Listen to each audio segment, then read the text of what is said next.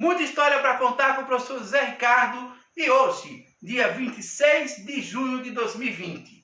Exatamente hoje completam 90 anos do assassinato de João Pessoa. Um crime que chocou o Brasil da época e que mudou a história do Brasil. Por que mudou a história do Brasil? Porque foi justamente o assassinato de João Pessoa que serviu de pretexto para que Getúlio Vargas desse um golpe, a chamada Revolução de 1930, tirasse do poder o presidente Washington Luiz e desse início a um novo período na história do Brasil, que foi a chamada Era de Vargas, de 1930 até 1945. João Pessoa, ele era presidente do estado da Paraíba.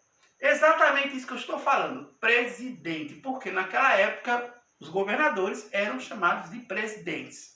Ele foi eleito em 1928 e ele era sobrinho de Epitácio Pessoa, que havia sido presidente do Brasil com o apoio do Partido Republicano Mineiro. Pois muito bem, em 1929 houve uma grande crise mundial, a chamada crise capitalista de 29, que atingiu principalmente as oligarquias paulistas. Nas eleições presidenciais de 1930, pela política do café com leite, o revezamento entre PRP, Partido Republicano Paulista, e PRM, Partido Republicano Mineiro, era a vez de apoiarem alguém que fosse ligado aos mineiros, às oligarquias agrárias de Minas Gerais, geralmente criadores de gado, fazendeiros. Porém, o PRP das oligarquias paulistas rompeu esse acordo e colocou como candidato Júlio Prestes. Com o rompimento da chamada política do café com leite, as oligarquias, o que elas fizeram? Aparece a figura então de Getúlio Vargas, ligado às oligarquias gaúchas, que chamam quem para ser o vice na chapa da Aliança Liberal. Quem era o presidente de estado que estava mais fazendo sucesso no Nordeste? Principalmente por causa da política fiscal, que estava conseguindo melhorar as finanças do estado da Paraíba. Quem era que na época mais estava se destacando? Justamente João Pessoa. João Pessoa, então, forma uma chapa com Getúlio Vargas. Vargas candidato a presidente e João Pessoa como candidato a vice. É bom lembrar que, antes disso, o próprio Washington Luiz havia convidado João Pessoa para ser vice na chapa dele. Porém, o João Pessoa responde com um telegrama e no final desse telegrama havia a palavra nego. Se você conhece a bandeira da Paraíba, você sabe que ela tem duas cores, preto e vermelho. Preto, luto, vermelho, sangue. E sobre o vermelho tem a palavra nego. A mesma palavra que João Pessoa usou para não participar da chapa de Júlio Prestes. Continuemos então a nossa história. Em março de 1930 foram feitas as eleições. A chapa formada por João Pessoa e Vargas foi derrotada. É bom lembrar que as eleições da época o voto ainda era aberto e muitas vezes eram ganhadas na base da fraude. Ou seja, ganhava quem roubasse mais e não necessariamente quem tivesse mais votos. Fora isso, havia também as chamadas comissões verificadoras eleitorais, que só garantiam a vitória dos candidatos que fossem ligados às oligarquias. O fato é que, com a derrota da Aliança Liberal, João Pessoa volta a governar o estado da Paraíba. Só que lá ele vai ter um outro problema, que vai ser uma revolta que vai acontecer na cidade de Princesa, liderada por José Pereira, que era um aliado de João Pessoa, mas que torna-se um desafeto justamente por conta da política fiscal de João Pessoa. E aí o que vai acontecer? Uma briga interna dentro da Paraíba, uma verdadeira guerra civil, porque a região de Princesa queria se emancipar do resto do estado. Nessa briga vai aparecer um personagem chamado João Dantas.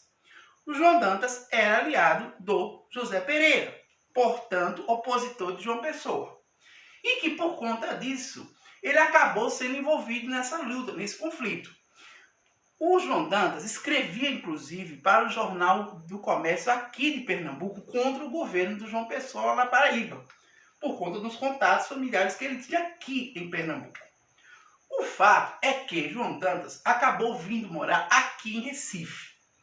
Não necessariamente morar, mas pelo menos ficar uma época até que as coisas ficassem mais tranquilas lá na Paraíba. E daqui de Recife mandava cartas para a sua namorada, a professora Anaíde Beirice, de 25 anos. Uma mulher jovem, bonita, que havia ganho um concurso de beleza em 1922 e que era conhecida como a Pantera dos Olhos Dormentes. Essas cartas estavam guardadas na casa de João Pessoa, na casa de João Dantas, que ficava lá na Paraíba, na cidade da Paraíba. É bom lembrar que nessa época, Paraíba era o nome também da capital do estado da Paraíba. A polícia, do governador, do presidente, foi até lá, a polícia de João Pessoa, vai até a casa de João Dantas, o escritório dele, ele era advogado, e nessa casa eles não conseguem encontrar nada que ligasse o João Dantas à revolta de Princesa. Porém, eles encontram um cofre. E nesse cofre estavam cartas trocadas entre a professora Anaíde e João Dantas. Essas cartas eram cartas privadas, pessoais, poemas de amor, poemas eróticos, coisas muito íntimas dos dois. E o teor dessas cartas acabou sendo divulgado no jornal A União, que era o jornal oficial do estado da Paraíba da época. Pois bem, a divulgação dessas cartas foi o que faltava para que João Dantas ficasse muito chateado com João Pessoa. E aí, a Anaíse, ela teve que sair da Paraíba, vem para cá, para Recife, e encontra-se com João Dantas. E dá a ele ciência dessas cartas, da divulgação dessas cartas. Imagine, final da década de 20, uma mulher solteira, relacionando-se com um homem também solteiro, sem serem casados, trocando cartas amorosas. E essas cartas divulgadas no jornal. Isso para a sociedade paraibana era um escândalo. E foi o que aconteceu. Diz-se que, aqui no Nordeste, honra se lava com sangue. Claro que isso não é correto. E nós também não concordamos. Mas foi o que acabou acontecendo. O João Dantas, sabendo que João Pessoa vinha para cá, para Pernambuco, em companhia do cunhado dele, Augusto Caldas, ele sai de onde ele estava, em Olinda, vai para o centro do Recife e na Rua Nova, na cafeteria e no Café e Confeitaria Glória, que ficava na Rua Nova, encontra-se com João Pessoa, que lá estava. Isso aconteceu exatamente na data de hoje, 26 de junho, há 90 anos atrás. Dirige-se até o João Pessoa e diz o seguinte: Senhor João Pessoa, quando ele se levanta, ele mostra a arma e diz: eu sou João Dantas. E dispara 5 tiros. Dos 5, 2 disparos atingiram João Pessoa, que não morreu na hora. Chegou a ser socorrido, foi levado para uma farmácia que ficava à frente, mas o dono da farmácia era alinhado politicamente a outro grupo, não quis que ele ficasse lá. Ele é levado para outro lugar e acaba morrendo. Os disparos aconteceram por volta das 17 horas e 30 minutos. João Pessoa veio a falecer às 17h35.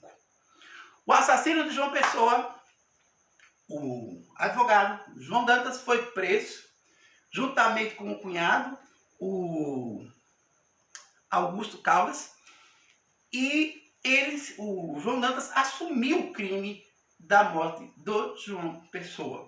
E disse que fez isso por motivos passionais, porque João Pessoa havia divulgado o teor das cartas no jornal oficial da Paraíba. Até hoje se discute se realmente João Pessoa mandou que esse teor dessas cartas fosse divulgados. E eu não vou ser aqui leviano de dizer que foi ordem do próprio João Pessoa, até porque não temos documentação suficiente para comprovar isso. O fato é que, uma vez morto, João Pessoa foi o que faltava para que a Aliança Liberal transformasse um atentado político transformasse um crime passional num atentado político. Vamos repetir para você entender. A morte de João Pessoa não foi política, e sim um crime passional. Motivação: a divulgação do teor das cartas de João Dantas. Porém, Getúlio Vargas, com o apoio da oligarquia gaúcha, com o apoio de Minas Gerais, conseguiu transformar a morte de João Pessoa numa bandeira para suas pretensões políticas partidárias. Tanto é que o corpo de João Pessoa é levado de navio até o Rio de Janeiro e pelas capitais por onde esse corpo passava haviam grandes cortejos. João Pessoa acabou sendo sepultado no Rio de Janeiro. Em 1997, seus restos mortais são translandados aqui para João Pessoa, ali sim, capital da Paraíba. E finalmente, meus amigos, em 1930, Getúlio Vargas dá um golpe, destitui Washington Luiz, impede que Júlio Prestes assume e torna-se o próximo presidente da República Brasileira, de 1930 até 1945. Getúlio Vargas manda também que se mude o nome da capital da Paraíba, que antes chamava-se Paraíba e passa a se chamar João Pessoa. Aqui no Recife, a Rua Nova deixa de se chamar Rua Nova e passa a chamar Rua João Pessoa, até 1937. E finalmente, o que aconteceu com a professora Anaíse e o que aconteceu com o João Dantas, o assassino de João Pessoa? Em outubro de 1930, já com a Revolução de 30 explodindo, o João Dantas ele acabou sendo assassinado. Ou melhor, o corpo dele foi encontrado assassinado na antiga casa de detenção daqui de Pernambuco, que hoje é a Casa da Cultura. Até hoje, a versão oficial, o João Dantas teria matado o cunhado e depois se matado. Essa é a versão oficial. A versão oficiosa, ambos foram executados. Até porque os corpos estavam decolados. E até onde nós sabemos, nenhum suicida é capaz de cortar a própria cabeça. A professora Anaíse, ao saber da morte de João Dantas, ela acabou tomando veneno, foi para o abrigo do Cristo Redentor, que também fica aqui em Recife, e acabou morrendo entre as freiras do abrigo. Suas últimas palavras foram o Pai Nosso. Morreu agonizante no dia 29 de outubro de 1930. E assim termina a história do assassinato de João Pessoa, presidente do estado da Paraíba. Assassinato, crime passional, porém que mudou a história do Brasil e que possibilitou a chegada de Getúlio Dornelles Vargas ao poder. E que hoje, exatamente hoje, dia 26 de junho de 2020, completa exatos 90 anos. Professor Zé Ricardo, com muita história para contar. Gostou da história da gente? Se inscreva no nosso canal, ative o sininho para receber as nossas notificações e ficar ciente das nossas próximas publicações. Muito obrigado pela audiência de vocês e até a próxima com mais histórias para contar. Tchau!